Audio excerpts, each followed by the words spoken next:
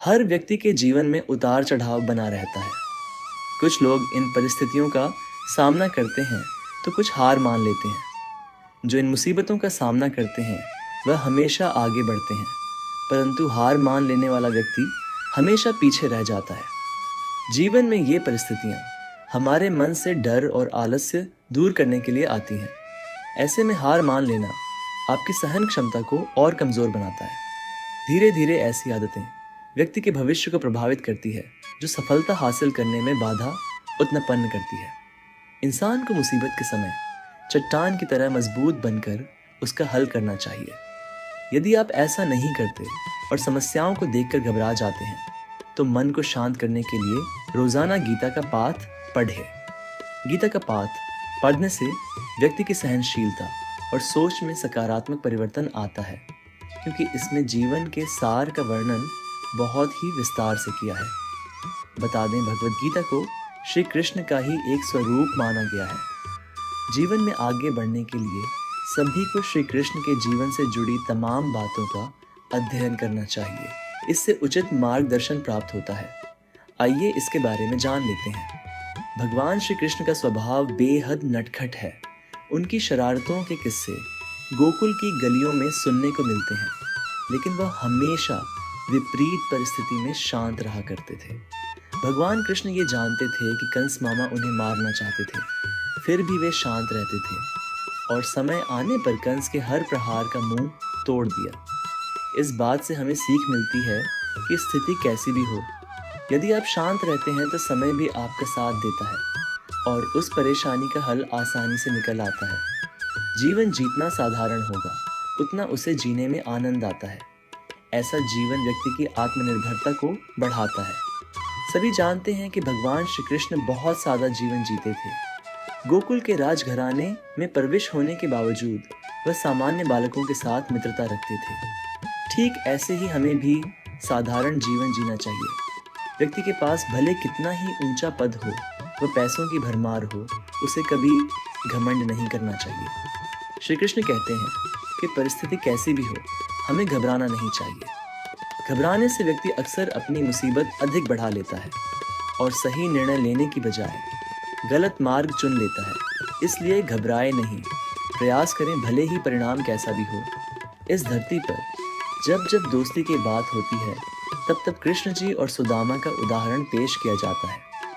उनकी दोस्ती ये संदेश देती है कि जीवन में हर मोड़ पर एक सच्चा दोस्त हमेशा आपके साथ खड़ा रहता है।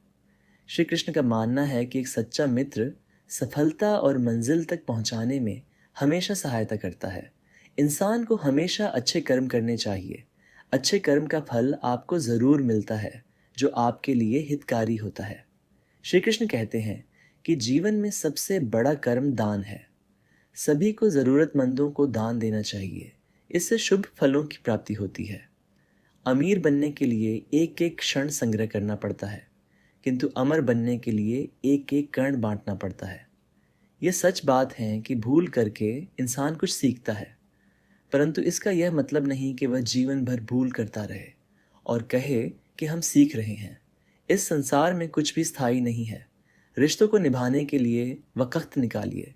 कहीं ऐसा न हो जब आपके पास वक़्त हो तो रिश्ता ही न बचे। बुरे कर्म करने नहीं पड़ते, हो जाते हैं, और अच्छे कर्म होते नहीं करने पड़ते हैं। जीवन में आधे दुख इस कारण जन्म लेते हैं क्योंकि हमारी आशाएं बड़ी होती हैं।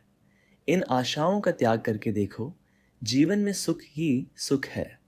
जो इस लोक में अपने काम की सफलता की कामना रखते हैं, वे देवताओं का पूजन करें। जो अपने मन पर नियंत्रण नहीं रखता, वह स्वयं का शनय शनय शत्रु बनता जाता है। मोहग्रस्त होकर अपने कर्तव्य पथ से हट जाना मूर्खता है, क्योंकि इससे ना तो तुम्हें स्वर्ग की प्राप्ति होगी और ना ही तुम्हारी कीर्ति बढ़ेगी। वह जो इस ज्ञान में विश्वास नहीं रखते, मुझे प्राप्त किए बिना जन्म और मृत्यु के चक्र का अनुगमन करते हैं। संदेह की स्याही से संबंध के पृष्ठ पर कभी शुभ अंकित नहीं होता। इसलिए अपने मन के विचार और संबंधों का आधार दोनों ही शुभ रखें। मान अपमान, लाभ हानि, खुश हो जाना या दुखी हो जाना, यह सब मन की शरारत है। यदि आप किसी के साथ मित्रता नहीं कर सकते हैं, तो उसके साथ शत्रुता भी नहीं करना चाहिए। श्री कृष्ण ने कहा है, अगर तुम्हें किसी ने दुखी किया है तो बुरा मत मानना। लोग उसी पेड़ पर पत्थर मारते हैं जिस पेड़ पर ज्यादा मीठे फल होते हैं। ज्ञानी व्यक्ति को कर्म के प्रतिफल की अपेक्षा कर रहे अज्ञानी व्यक्ति के दिमाग को अस्थिर नहीं करना चाहिए। मन अशांत हो तो उसे नियंत्रित करना कठिन है, लेकिन अभ्यास से इसे वश में किया जा सकता है। जब वे अपने कार्य में आनंद खोज लेते हैं तब वे पूर्णता प्राप्त करते हैं। अहंकार करने पर इंसान की प्रतिष्ठा, वंश, वैभव तीनों ही समाप्त हो जाते हैं। जिसे तुम अपना समझकर मग्न हो रहे हो, बस यही प्रसन्नता तुम्हारे दुखों का कारण है। अगर तुम अपना कल्याण चाहते हो तो सभी उपदेशों, सभी धर्मों को छोड़कर मेरी शरण में आ जाओ, मैं तुम्हें मुक्ति प्रदान करूंगा। शांत से भी दुखों का अंत हो जाता है और शांत चित्त मनुष्य की बुद्धि शीघ्र ही स्थिर होकर परमात्मा से युक्त हो जाती है। संतुष्ट मन इस विश्व का सबसे बड़ा धन है। स्वार्थ संसार का एक ऐसा कुआं है जिसमें गिरकर निकल पाना बड़ा कठिन होता है। अपने जीवन में कभी भी ना किसी को आनंद में वचन दे, न क्रोध में उत्तर दे और ना ही दुख में कभी निर्णय ले।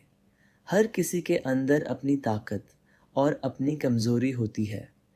मछली जंगल में नहीं दौड़ सकती और शेर पानी में राजा नहीं बन सकता, इसलिए अहमियत सभी को देनी चाहिए। हमारे जीवन में कई बार ऐसे क्षण आते हैं जब हमें प्रेरणा और मार्गदर्शन की आवश्यकता होती है। ऐसे समय में भगवान कृष्ण के विचार हमें एक नई दिशा दिखाते हैं। भगवान श्री कृष्ण का सबसे प्रसिद्ध उपदेश कर्म करो, फल की चिंता मत करो, हमें यह समझाता है कि सही दिशा में किया गया निरंतर प्रयास ही सच्ची सफलता का मार्ग है।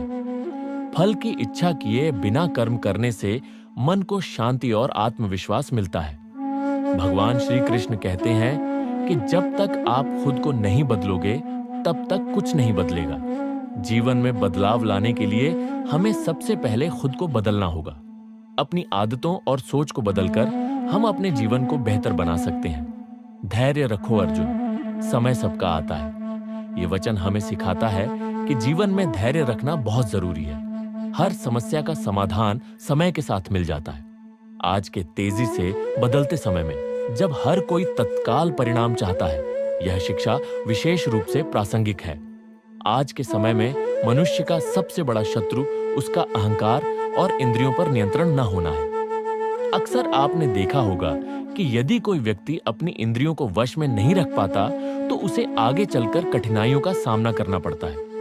श्री कृष्ण का यह उपदेश हमें सिखाता है कि योग केवल साधना तक सीमित नहीं है, बल्कि अपने कार्य में दक्षता और निपुणता लाना ही सच्चा योग है। जब हम पूरे मन, ईमानदारी और समर्पण से अपना कार्य करते हैं तो वही सफलता का मार्ग बन जाता है। क्या आपने कभी महसूस किया है कि एक शिक्षित व्यक्ति भी सही संस्कारों के बिना अधूरा होता है? श्री कृष्ण कहते हैं कि शिक्षा से पहले संस्कार आने चाहिए, क्योंकि यही हमें एक सच्चा इंसान बनाते हैं। अगर हम अपने माता पिता का सम्मान करें और अपने व्यवहार में विनम्रता रखें तो यही सच्ची शिक्षा होगी। सपने देखना जरूरी है, लेकिन उन्हें पूरा करने के लिए सही दिशा में प्रयास करना और एक स्पष्ट लक्ष्य तय करना उससे भी ज्यादा महत्वपूर्ण है। अगर छात्रों के पास कोई निश्चित लक्ष्य नहीं होगा तो वे अपनी ऊर्जा को सही जगह केंद्रित नहीं कर पाएंगे।